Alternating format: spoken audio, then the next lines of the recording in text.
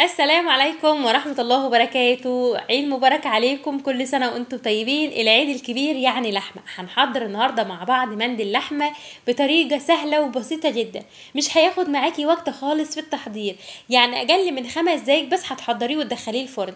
هيطلع معاكي اللحمة دايبة كده وناعمة وطعمها تحفة.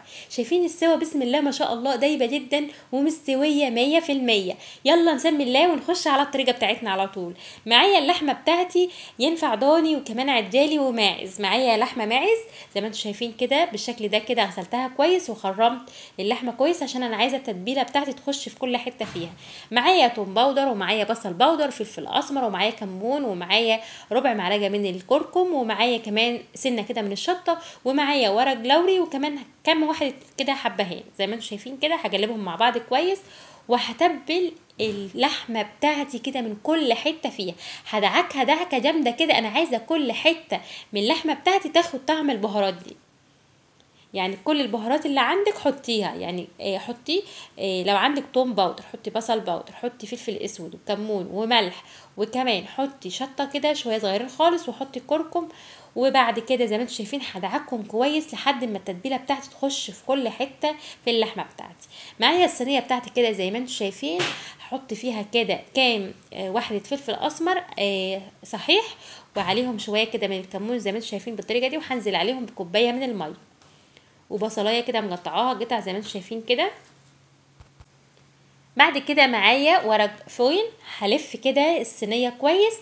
انا مش عايزه الفويل بتاعي يلمس الميه، يعني خلي بالكم كده، انا مش عايزاه يلمس الميه. بالطريقه دي كده هعمله زي عازل بين الميه والصينيه.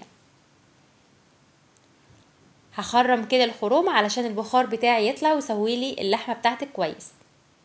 بالسكينه كده وزعت كده في كل حته اخرم، وبعد كده هنزل باللحمه بتاعتي على طول على ورق الفويل بالشكل ده كده.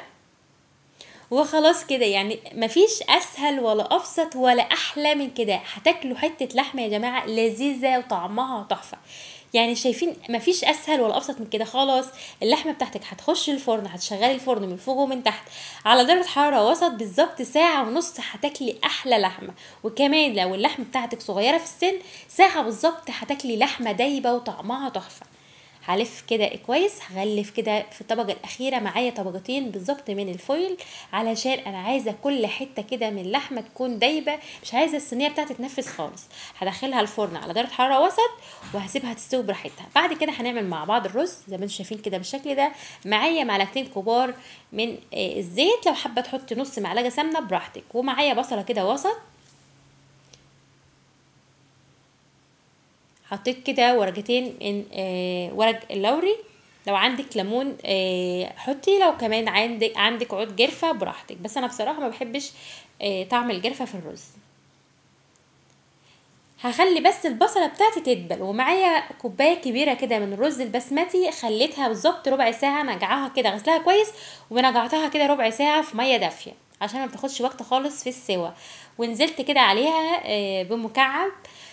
هخليهم كده يسخنوا كويس، يعني خلي بالكم انا عايزه الرز كده يسخن كويس مع البصله مع الزيت، يعني ياخد تشميعه كده. وبعد كده هنزل عليه بالميه بتاعتي. حطيت كده ربع معلقه من الكركم،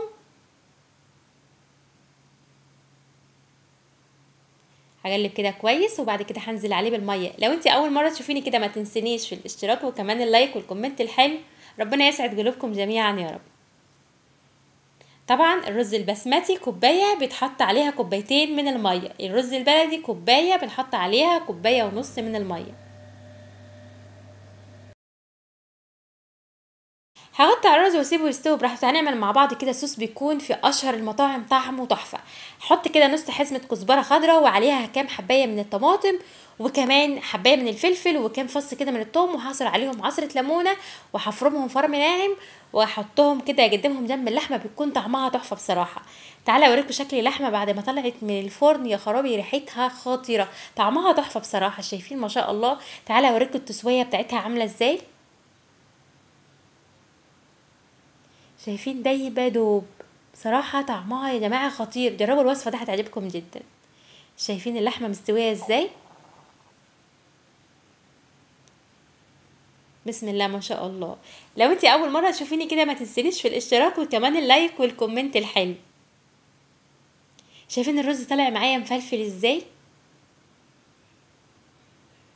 ما شاء الله. شايفين؟ عملتي احلى صينيه مندي في اقل من ربع ساعه بس واقفه في المطبخ. هيطلع معاكي كده طبق كده محترم جدا، او صينيه هتقدميها لضيوفك في العيد بطريقه سهله وبسيطه خالص.